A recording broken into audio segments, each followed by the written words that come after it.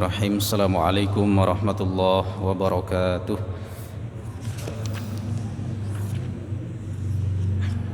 Alhamdulillahi rabbil alamin wa bihi nasta'inuhu ala umurid dunya waddin.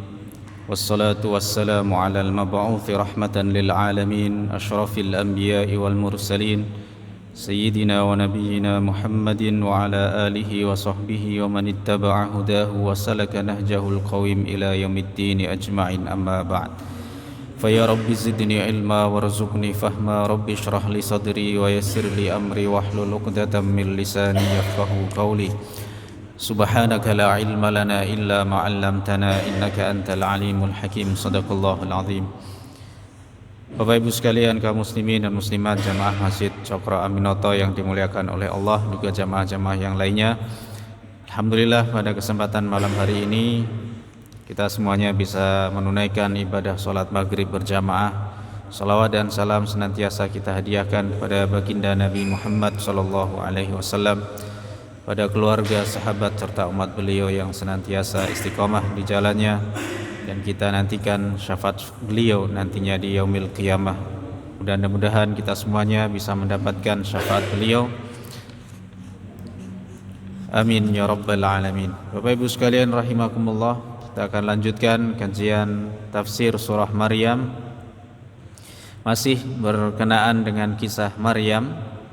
Setelah kita selesai membahas sepenggal kisah dari Nabi Zakaria dan juga Nabi Yahya, di mana Allah memberikan karunia yang susah untuk dinalar secara logika, secara akal manusia, di mana Nabi Zakaria dan istrinya ini sudah tua, sudah di usia puncaknya masa tua, dan juga istrinya Nabi Zakaria ini adalah seorang wanita yang mandul, yang secara medis tidak bisa mempunyai keturunan, tetapi dengan izin dan kuasa Allah Subhanahu wa taala, Allah memberikan karunia anak yang namanya langsung rekomendasinya datang dari Allah, yaitu Yahya.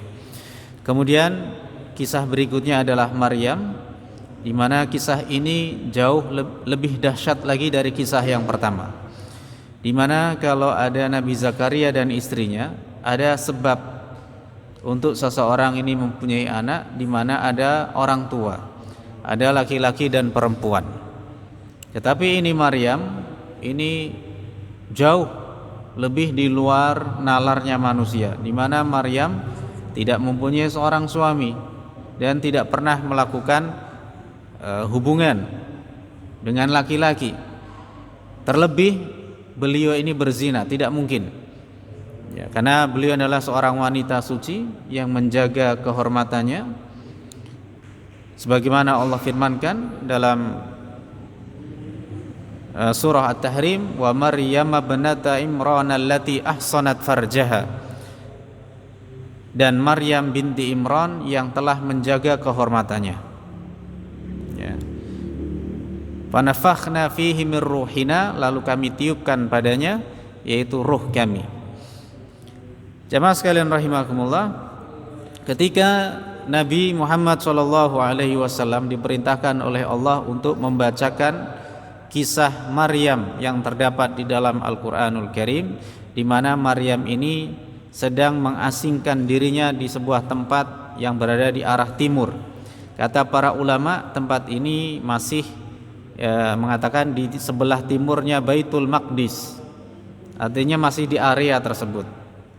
Kemudian beliau menjadikan tempat ini sebagai tempat khusus untuk beribadah, untuk menyepi diri. Kalau dalam bahasa lainnya beruzlah. Beliau ini menyepikan dirinya untuk fokus beribadah kepada Allah Subhanahu wa taala, di mana Allah melanjutkan fattakhadhat min dunihim hijaba. Ia jadikan di antara kaumnya ini, yaitu hijab, sebuah tirai, sebuah penutup, penghalang, supaya dia tidak bebas berkomunikasi dengan manusia yang lainnya, supaya beliau ini bisa fokus beribadah kepada Allah Subhanahu wa taala. Ada kisah yang mengatakan ketika Maryam ini sedang tidak haid, sedang suci, beliau ini berada di tempat khusus beliau untuk beribadah kepada Allah Subhanahu wa taala. Adapun ketika beliau sedang haid, beliau berada dalam naungan atau di sini bimbingan dari pamannya, yaitu Nabiullah Zakaria alaihi salam di dalam mihrab. Lalu tiba-tiba Allah mengirimkan kepada Maryam ruhana, ruh kami.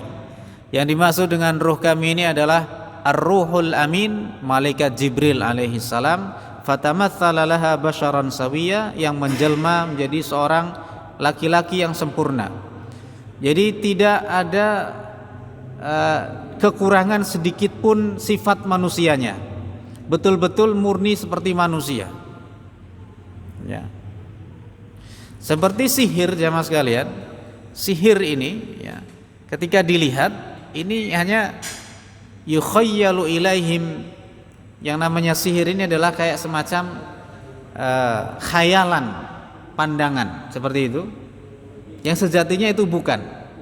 Orang melihatnya kayak ya, ular ya kan? Tapi ternyata itu bukan ular, itu cuma tali. Seperti kisahnya Nabi Musa. Kisah Nabi Musa ya, ketika beliau menghadapi para penyihir Firaun yang dikatakan jumlahnya ini sampai puluhan ribu.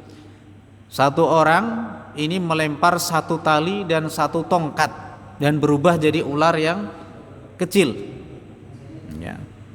Dan ternyata itu sejatinya adalah kayu dan tongkat, cuman mata memandang seperti ular. Sedangkan ularnya Nabi Musa memang hakikatnya betul-betul ular.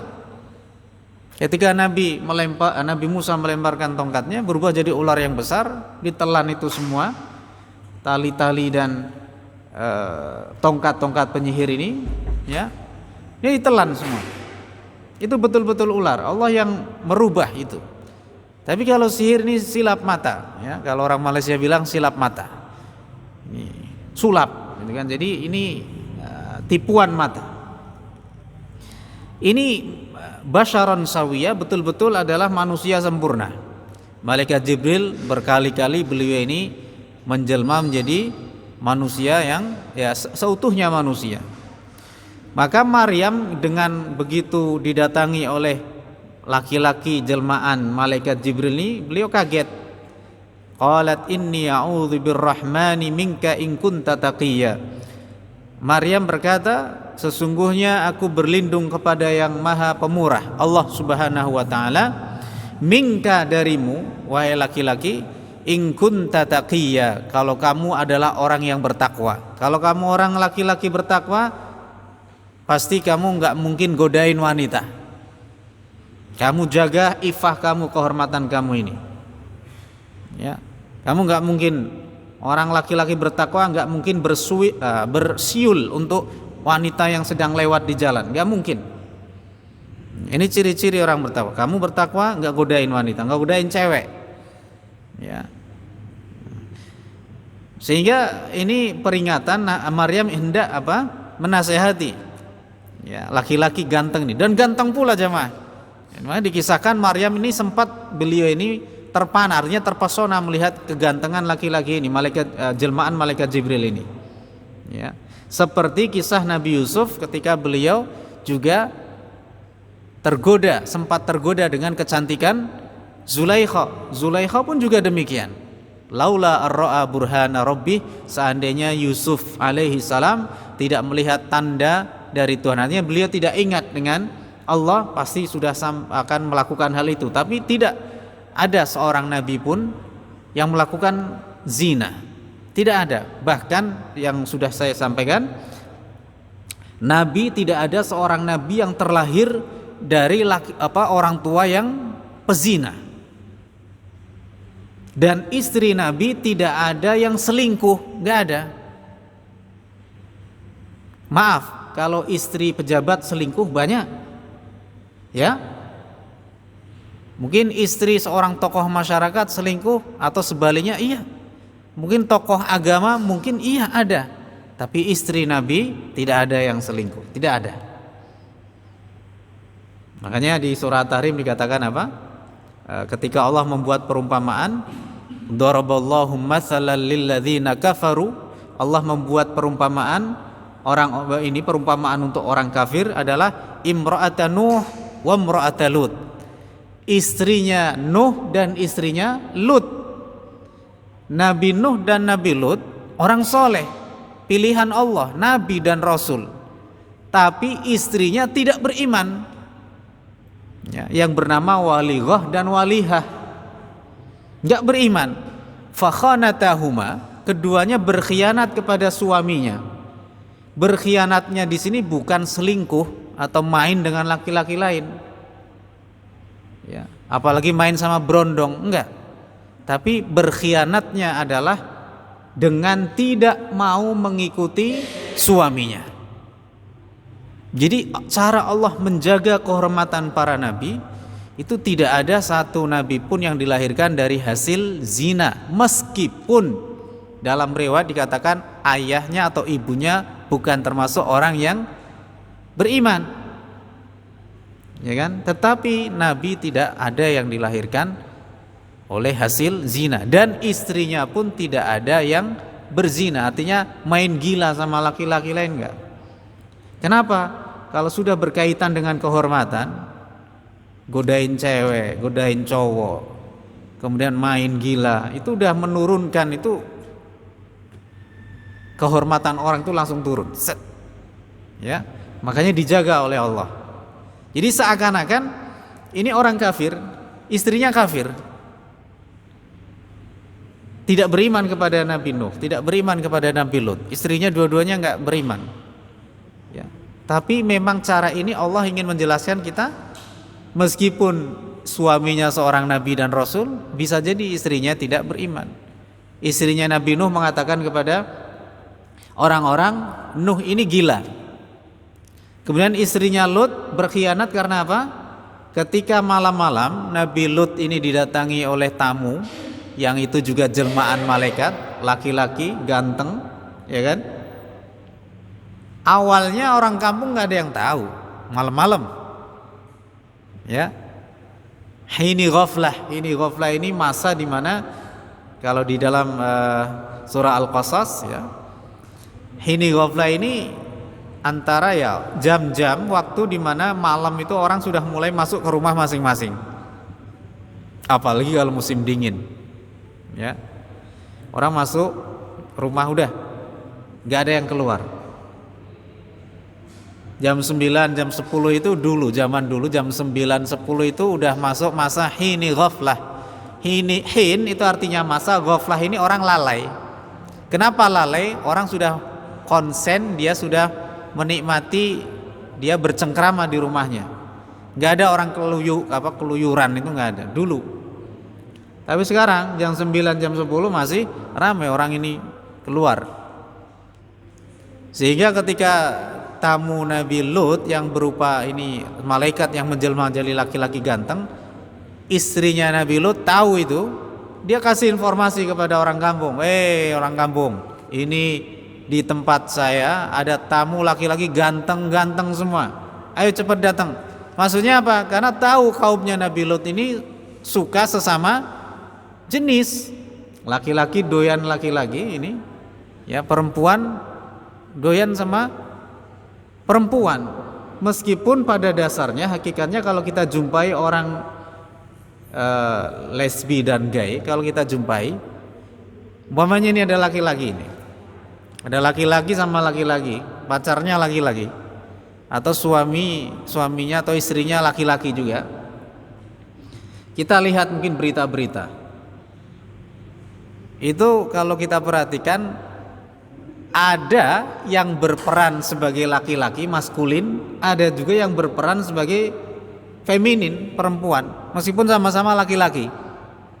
Jadi ketika menikah, ini yang satu pakai jas, yang satunya pakai gaun pengantin wanita, padahal cowok. Jadi mereka ini seakan-akan tidak bisa melepaskan fitrahnya. Sebenarnya laki-laki pun sebenarnya suka sama perempuan. Jadi meskipun istrinya itu laki-laki, kalau kita perhatikan dia harus, ya kalau bahasa kita, kudu ana salah siji sing menyek. Nek wadok karo wadok kudu ana salah siji sing wandu. Ya gitu. Itu mereka sebenarnya tidak bisa lepas dari itu. Tidak bisa lepas yang namanya dari fitrahnya, kalau laki-laki pasti suka dengan perempuan dan sebaliknya perempuan suka dengan laki-laki. Makanya kita perhatikan orang lesbi pasti ada salah satu yang gaya cowok. Yang ya kan, yang sama nih banci ketemu banci suka ini satu pasti ada yang maskulin. Ada yang satu maskulin, satu feminin. Ya mungkin ini feminin semua, maskulin semua enggak. Jadi itu keluar dari fitrahnya. Ini istrinya Nabi Lut mengatakan, ini rumahku ada tamu, datengin, maka datengin rame-rame, ya, minta diserahkan itu. Ya. Jadi berkhianatnya mereka orang tua, ya ada sebagai orang tua Nabi atau di sini istrinya sebagian istri Nabi seperti istrinya Nabi Nuh, istrinya Nabi Lut, ini berkhianat bukan karena berzina, main dengan laki-laki, tapi khianatnya tidak beriman dengan ajaran yang dibawa oleh suaminya. Jadi ini karena apa? Seakan-akan begini jamaah. Orang kafir ya kan, ini pasangan dulu syariat dulu memang iya, kalau sekarang udah nggak bisa. Muslim laki-laki ya harus menikahnya dengan sesama muslimah seperti itu. Meskipun ada yang mengatakan pendapat boleh ya, yang penting ahli kitab, tapi secara pribadi saya memegang pendapat yang mengatakan tidak, karena madharatnya tentu lebih besar. Makanya dalam kompilasi hukum Islam di Indonesia KHI ini haram hukumnya nikah beda agama, khususnya muslim dengan yang non muslim, nggak boleh. Makanya mereka bisa dapat nikah ini karena di luar negeri, ke Australia, ke Singapura, ya. Ini mereka bisa mendapatkan ini menikah itu karena di Indonesia enggak. Ya, tidak ada undang-undangnya. Ya, jadi seperti itu. Dan kebanyakan kompilasi hukum Islam di Indonesia ini mengadopsi pendapat dari Imam Asy-Syafi'i, dan itu tidak memperbolehkan artinya nikah untuk beda agama. Ya, pada akhirnya apa? Tentu banyak masalah. Ya, sekuat-kuatnya ini mereka pada akhirnya ini tetap ini. Ya meskipun ada yang lama Ustaz, iya. Tapi secara batin saya yakin mereka tidak akan menemukan yang namanya chemistry.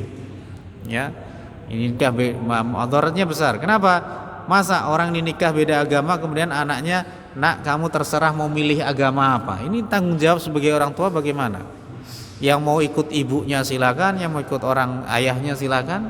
Tentu ini seakan-akan menganggap ya silakan bebas. Padahal yang namanya orang tua ini harus kita sebagai orang tua muslim menjaga dan membentengi ya anak kita, istri kita agar supaya tidak terjerumus ke dalam siksa api neraka. Ya ayyuhalladzina amanu qu anfusakum wa ahlikum nara. Wahai orang yang beriman, peliharalah diri kalian dan keluarga kalian dari siksa api neraka. Jamaah sekalian rahimakumullah, kata Maryam ketika didatangi malaikat Jibril dalam rupa manusia, laki-laki yang ganteng ini, Maryam berkata, "Saya berlindung kepada yang Maha Pemurah Allah Subhanahu wa taala darimu. In kunta taqiyya, kalau kamu adalah seorang laki-laki yang bertakwa." Taqiyya di sini ada ulama beda pendapat, ada 3 pendapat. Yang pertama adalah taqiyya ini sifat. Orang laki-laki kalau bertakwa dia taqi. Kalau perempuan ini taqiyah. Ya. Ini sifat. Kamu laki-laki kalau kamu punya sifat takwa, kamu enggak akan godain wanita. Yang kedua adalah taqiyah di sini adalah seorang nama laki-laki, seorang laki-laki namanya Taqi. Di kampung itu ada laki-laki namanya Taqi. Kalau kamu memang Mas Taqi bahasanya gitu ya. Kalau kamu memang Mas Taqi, kamu jangan ini, jangan deket-deket saya, ini jangan goda saya di tempat sepi seperti ini. Gak ada yang melihat, jauh dari masyarakat. Dan yang terakhir, pendapat yang ketiga, Taqi di sini adalah seorang laki-laki yang tidak soleh. Taqi yang pertama soleh, yang kedua orang nggak soleh. Ini premannya di situ. Ya, ini tiba-tiba mau godain, orang takut, wanita ini takut. Nah, tapi pendapat yang paling kuat adalah pendapat yang pertama, bahwa yang dimaksud dengan taqi di sini adalah sifat dari seorang laki-laki yang bertakwa. Maryam nggak kenal ini orang ini siapa, orang asing. Karena biasanya malaikat ini menyamar memang kadang ada dalam rupa laki-laki yang asing, tapi kadang mirip. Beberapa kali mirip dengan seperti Jibril pernah menyamar sebagai laki-laki seperti sahabat Dihyah Al-Kalbi. Rupa-rupanya ini mirip Dihyah Al-Kalbi. Ya seperti itu. Sehingga disinilah kenapa ada ulama berpendapat taqi ini, kamu taqi siapa? Taqi ini. Taqi yang pertama terkenal dengan kesolehannya, yang satu lagi taqi terkenal dengan orang nggak benar nih, laki-laki nggak benar nih. Nah seperti itu. Jadi saya berlindung kepada Allah darimu kalau kamu adalah orang yang bertakwa. Apa jawaban Jibril? Qala innama ana rasulu rabbiki li ahaba laki ghulaman zakiyya. Jibril menjawab, ya laki-laki yang jelmaan malaikat Jibril ini menjawab, sesungguhnya saya ini hanyalah utusan Tuhan engkau. Li ahaba laki, saya diperintahkan oleh Allah untuk menganugerahkan kepadamu ghulaman zakiyya, seorang anak laki-laki yang suci. Ya, zakat itu artinya kan penyucian harta kita, ya kan. Zaki ini adalah orang yang suci. Ghulaman zakiyya adalah anak laki-laki yang suci. Dalam akidah orang-orang Nasrani, ya, yang dalam mereka Trinitas ini, Tuhan Bapa, Tuhan Anak, Tuhan Bapa itu Allah, ya, kemudian Tuhan Anak ini Isa atau Yesus, dan yang ketiga adalah Tuhan ini Roh Kudus. Roh Kudus ini malaikat Jibril. Kenapa? Mereka meyakini bahwa Jibril, Roh Kudus ini dialah yang termasuk punya kuasa, punya sifat ketuhanan, di mana ia bisa memberikan anak kepada Maryam yang sejatinya Maryam tidak punya suami. Karena apa? Di antara mereka ini menganggap bahwa ayat ini untuk menyerang umat Islam, terutama umat Islam yang mungkin, ya artinya yang di sini mereka tidak paham dengan agamanya, tidak paham dengan maksud tafsir di sini, ini serang. Tapi kita Muslim ini harus cerdas. Jadi ini lihat di surah Maryam ayat 19, ini Roh Kudus Jibril ini bisa memberikan anak. Li ahabalaki, lafadznya adalah supaya aku memberikan, menganugerahkan kepadamu anak laki-laki yang suci. Jadi mereka bilang, lah ini Islam aja mengakui nih Jibril, Roh Kudus, Roh Amin ini bisa memberikan anak, ada punya kuasa dia ini. Ditiup ini Maryam. Apa dalam kisah? Ada menurut para ulama, mana yang ditiup? Memang Jibril meniupkan sesuatu, ruh ini dari diri Jibril ditiupkan. Ada yang mengatakan di saku bajunya. Saku bajunya. Ada yang mengatakan di mulutnya, tapi kalau di mulutnya ini pendapat lemah. Karena bagaimana ini laki-laki kemudian meniup mulutnya perempuan, ya. Ada yang mengatakan di sini, ada pendapat yang paling kuat adalah di saku bajunya, ditiupkan ruh oleh siapa? Jibril yang menyamar sebagai laki-laki. Kemudian tiupan ini masuk kemudian ke dalam perutnya, ke dalam rahimnya. Kemudian ini ya seperti berproses seperti halnya bayi pada umumnya.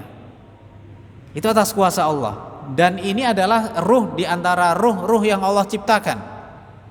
Karena apa? Orang Nasrani meyakini bahwasanya ruh ini adalah ruhnya Tuhan, kemudian ditiupkan pada rahimnya Maryam, sehingga anak setengah ini manusia setengah Tuhan, sehingga diakui seperti itu.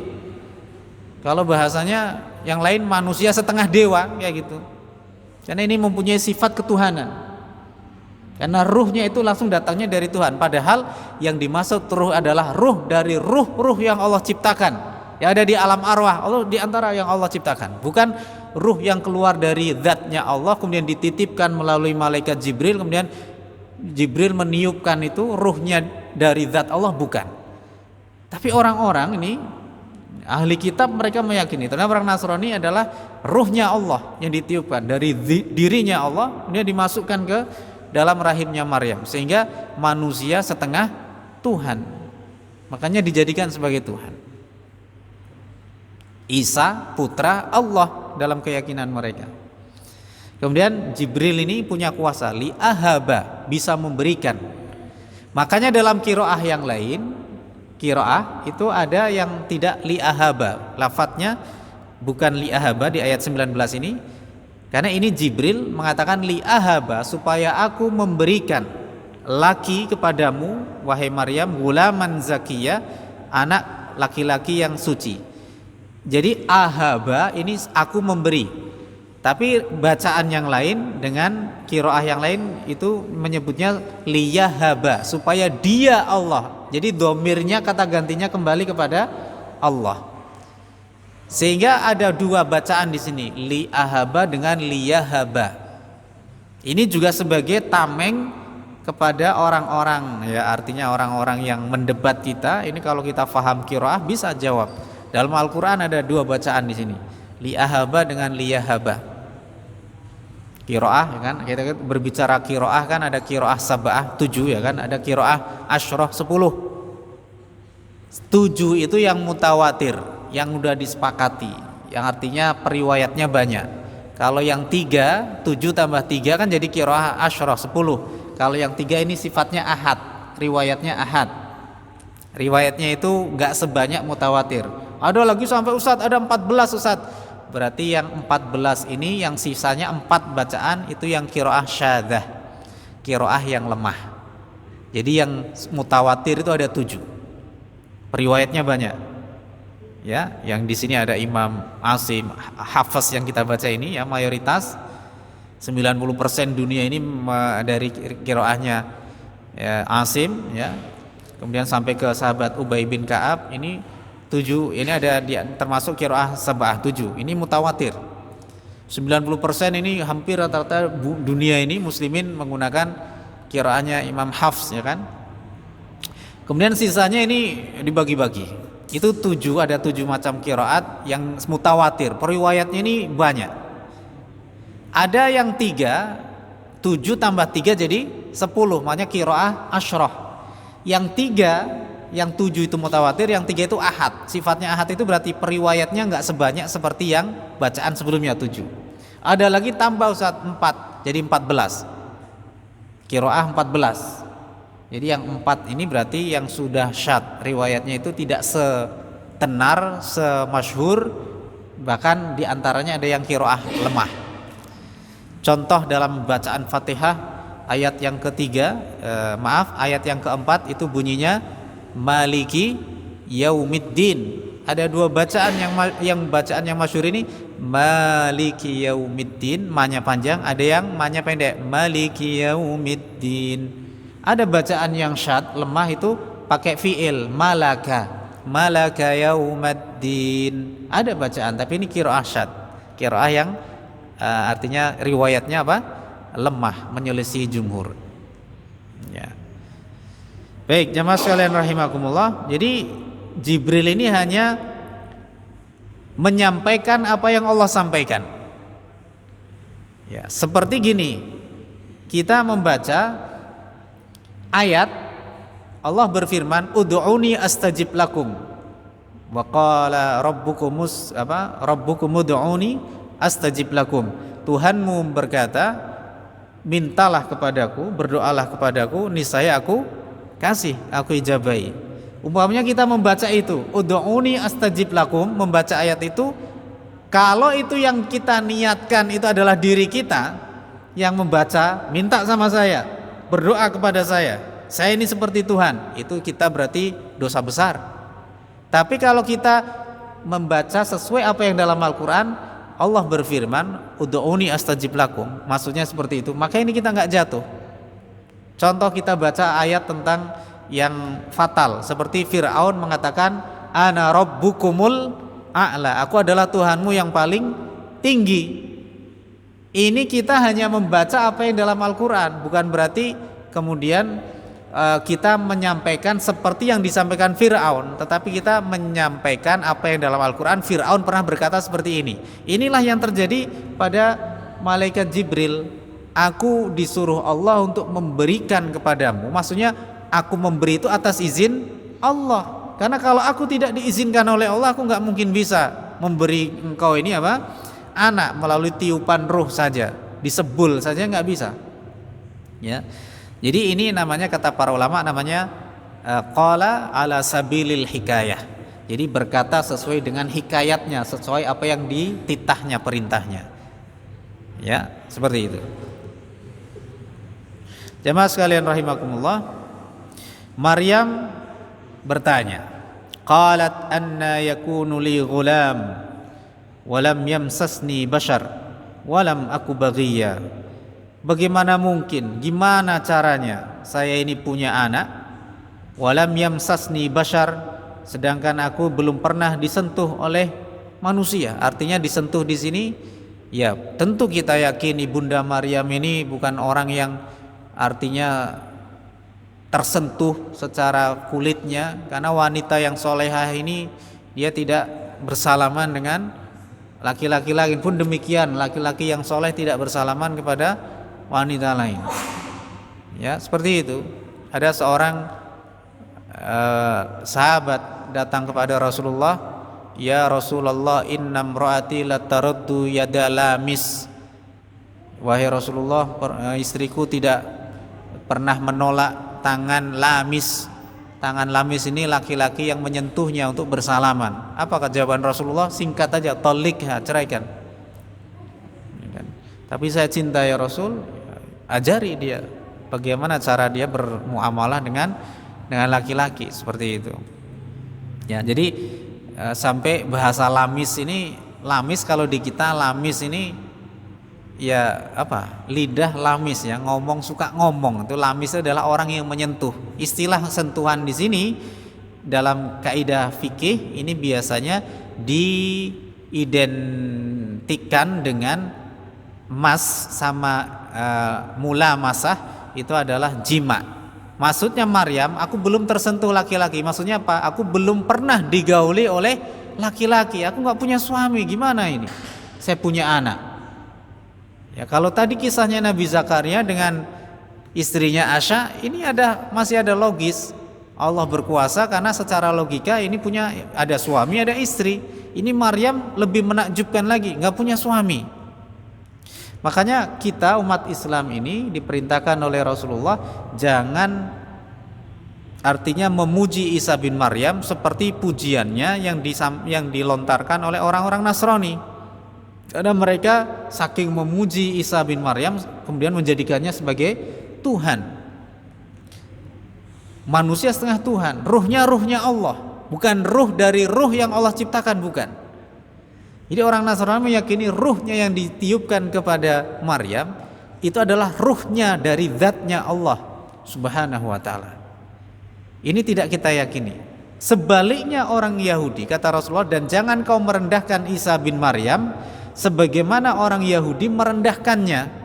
Kenapa? Orang-orang Yahudi menganggap Isa bin Maryam adalah anak hasil zina. Jadi sebenarnya Islam dengan Kristen ini, ya kan, kalau kita berbicara ini perbedaannya adalah kita menganggap Isa adalah makhluk Allah, ruhnya itu adalah ruh yang Allah ciptakan, bukan dari ruhnya pada zatnya Allah, ya. Dan beliau adalah seorang manusia biasa, Rasul, ya kan. Kana yakulanit ta'am, Isa dan ibunya makan makanan seperti manusia pada umumnya. Seorang Rasul biasa menyampaikan Ubudullah, menyembahlah Allah, wala tusyriku bihi syai'a, dan jangan kalian menyekutukan Allah dengan sesuatu. Itulah risalah yang dibawa oleh seluruh nabi. Makanya Allah pernah bertanya, Ya Isa bin Maryam, a anta qulta lin-nasi ittakhidhuni wa ummiya ilaahaini min dunillah. Allah bertanya kepada Isa bin Maryam, wahai Isa bin Maryam, apakah kau pernah berkata kepada manusia, jadikan diriku dan ibuku dua Tuhan selain Allah? Qala subhanak, Maha suci engkau ya Allah, kata Isa, apa yang aku katakan tentu adalah yang benar yang kau perintahkan kepadaku. Aku tidak pernah mengatakan hal demikian. In qultuhu faqad alimtah, kalaupun aku pernah berkata demikian, tentu engkau sudah tahu ya Allah. Jadi Allah meskipun bertanya ini bukan berarti Allah nggak tahu. Hanya ini Allah ingin menguji Isa, karena Allah pasti tahu segala hal. Jadi pertanyaan Allah ini bukan karena dalam rangka Allah ini tidak tahu, tapi ingin menguji Isa. Benar kamu berkata kepada manusia, jadikan saya dan ibuku dua Tuhan selain Allah. Saya tidak pernah mengatakan itu ya Allah. Ya. Sehingga orang Islam dengan Kristen ini artinya kita nggak merendahkan Isa bin Maryam. Seharusnya orang Kristen itu lebih marah tentunya dengan orang Yahudi. Karena apa? Isa dianggap sebagai anak zina. Dengan siapa orang Yahudi menganggap Maryam ini berzina? Ada yang mengatakan Yusuf An-Najjar. Ini adalah masih saudaranya Maryam, sepupunya. Sehingga dalam kitab-kitab ini orang Yahudi menganggap bahwasanya Isa bin Yusuf An-Najjar kemudian sampai silsilahnya kepada Nabi Daud alaihissalam. Ini orang Yahudi, keterlaluan ini orang Yahudi. Makanya orang Yahudi ini adalah orang al-maghdub alaihim, yang dimurkai oleh Allah karena dia sebenarnya tahu akan kebenaran, mereka menyesatkan banyak orang, termasuk yang disesatkan ini adalah orang-orang Nasrani. Sedangkan kita ini beda prinsip dalam konsep teologi kita dengan orang Nasrani, karena kita meyakini bahwasanya Isa bin Maryam adalah Abdullah wa Rasuluh. Isa tidaklah Isa kecuali melainkan hanyalah apa? Hambanya Allah dan utusannya Allah. Itu saja yang kita yakini. Ya. Ini prinsip ini kan. Jamaah sekalian rahimakumullah.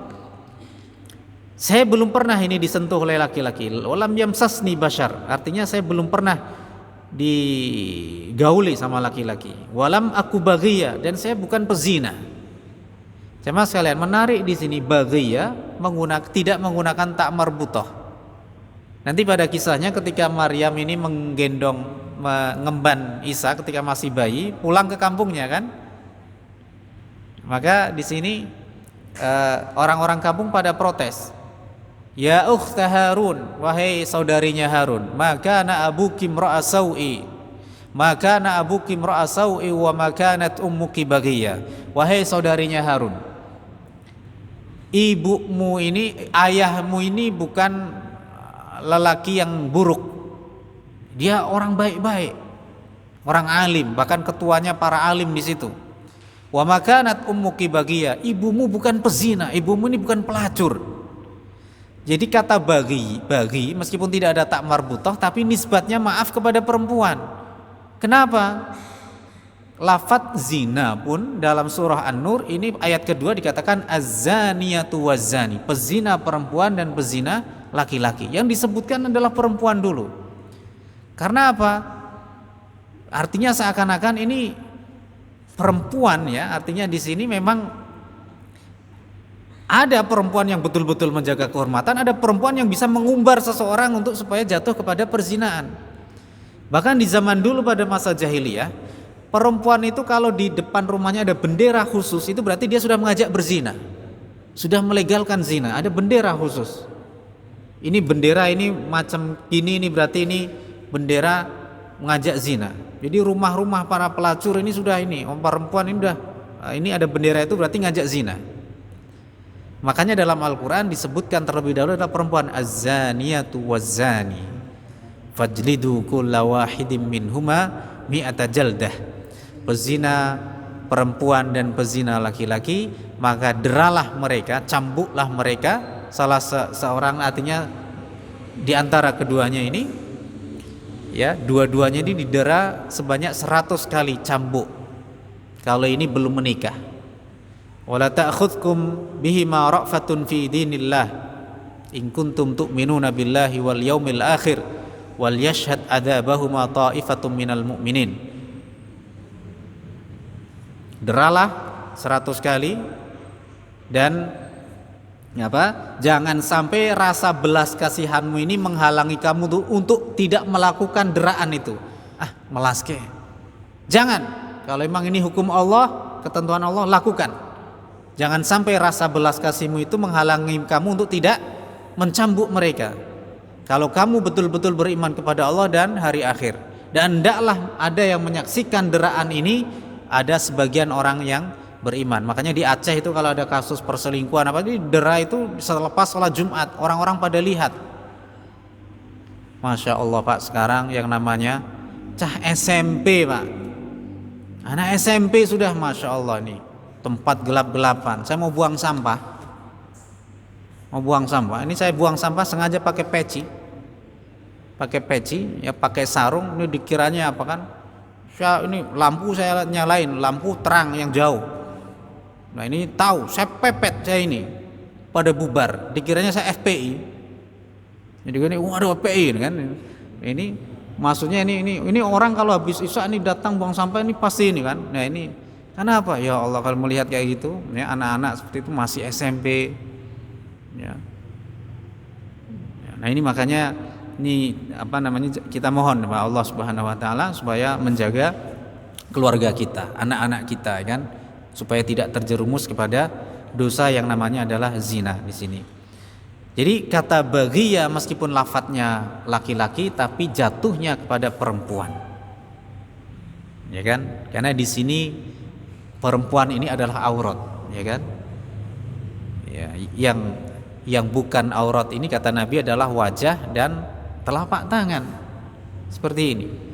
Berbeda dengan laki-laki di sini, makanya ada anggota tubuh artinya yang kelihatan yang ini sini berat menjadi seorang perempuan ini untuk menjaga iffah kehormatannya supaya tidak menjadi fitnah bagi kaum laki-laki. Maka lafadznya meskipun laki-laki tapi jatuhnya perempuan. Tidak perlu menyebutkan lafadz taknis di sini, tak marbutah menunjukkan muannas, tapi sudah langsung orang terfikirkan ini adalah untuk perempuan. Seperti yang pernah saya sampaikan, yurdi, kata murdi, orang yang menyusui, ya, orang yang menyusukan, ya, itu lafadznya mudzakkar, laki-laki. Meskipun tidak ada tak marbutah, tapi jatuhnya tetap perempuan karena tidak ada yang menyusui kecuali perempuan. Seperti itu. Baik. Apa jawaban malaikat Jibril? Qala kadzalika qala rabbuki huwa 'alayya hayyin wa linaj'alahu ayatan lin-nas wa rahmatan minna wa kana amran maqdiya. Begitulah Tuhanmu berkata, baginya itu bagi saya itu adalah perkara yang mudah kalau ini adalah sudah kehendak Allah. Dan supaya kami menjadikan Isa bin Maryam tanda kebesaran Allah untuk manusia dan rahmat dari kami, dari Allah, dan perkara ini sudah diputuskan, tidak bisa lagi ditawar-tawar oleh Maryam. Insyaallah kita lanjutkan pada kesempatan yang lainnya. Subhanakallahumma wa bihamdika asyhadu an la ilaha illa anta astaghfiruka wa atubu ilaik. Assalamualaikum warahmatullahi wabarakatuh.